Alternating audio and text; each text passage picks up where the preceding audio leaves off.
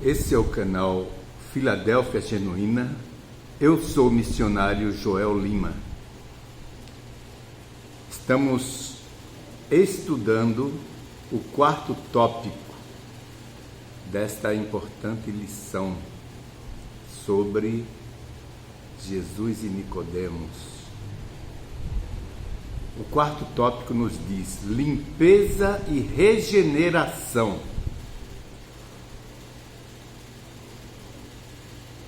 O que simboliza a purificação e a regeneração que chegam com o novo nascimento? É importante sabermos isso, porque antes, quando Jesus falou, ide e ensinai, a pessoa que será batizado, ele precisa saber vários pontos da doutrina, e só então ele é levado às águas.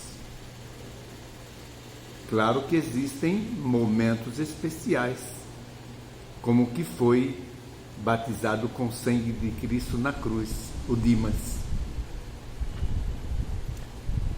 Mas no nosso caso, somos missionários e precisamos sair para cumprir a ordem de Cristo, ide e ensinai. Então, quando as pessoas começam a ver a necessidade, aí começa a limpeza e a regeneração. E aí a pessoa está apta para ser batizada. Marcos 16, a primeira parte diz: quem crê e for batizado será salvo. Amém? Vou ler a última parte. O último parágrafo da nota diz assim: o batismo é a mais solene renúncia do mundo. Aqueles que são batizados em nome do Pai, do Filho e do Espírito Santo declaram no início da vida cristã que estão publicamente deixando o serviço de Satanás e assumindo a posição de membros da família real, filhos do celeste Rei. Eles obedeceram a ordem: sai do meio deles e apartai-vos, e não toqueis nada imundo. Por isso, essa promessa se cumpriu neles. E eu serei para vós pai, e vós sereis para mim filhos e filhas, diz o Senhor Todo-Poderoso. Então, queridos, é exatamente isso. Quando a pessoa vai para o batismo, ele tem que ter sido doutrinado segundo a Bíblia, a palavra de Deus. Vamos continuar. A pergunta B. O que é declarado sobre o mal da natureza humana e o plano de Deus para nos transformar? João 3,6 diz o seguinte: o que é nascido da carne é carne, o que é nascido do Espírito é Espírito. Então, quando a pessoa, depois de doutrinado, ele vai ao batismo, ele passa a viver uma vida espiritual. Então, queridos, é uma diferença, é um novo homem. A pessoa, aos poucos, vai vendo que tudo aquilo que o desejo dele intimamente, está voltado para o lado espiritual.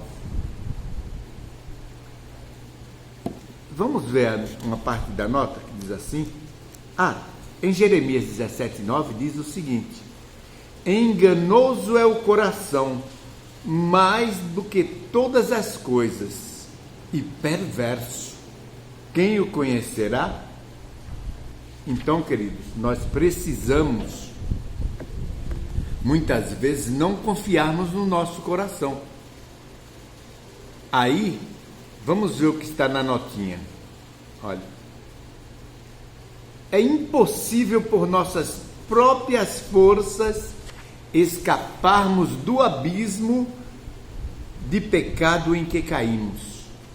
É impossível. Nosso coração é mau. O que foi que acabamos de ler? Nosso coração é perverso. Nosso coração é mau e não podemos renová-lo por nós mesmos.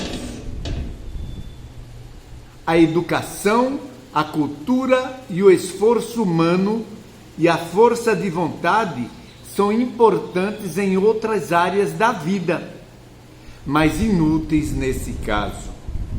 Podem até produzir um comportamento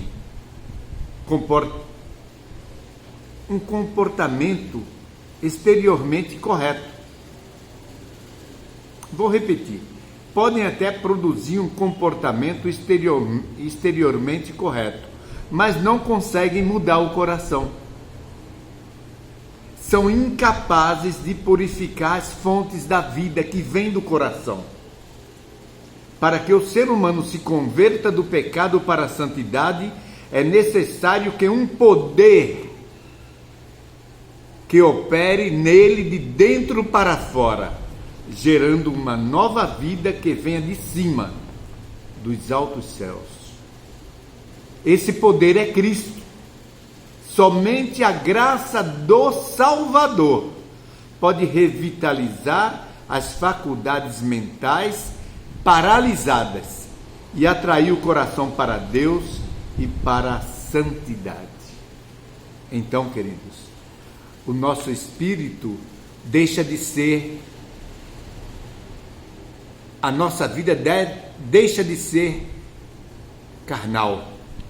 A nossa vida, após nos convertermos, passa a ser uma vida espiritual. Que o Senhor nos ajude. Se inscrevam nesse canal, compartilhem e que Deus vos ajude. Em nome de Jesus. Amém.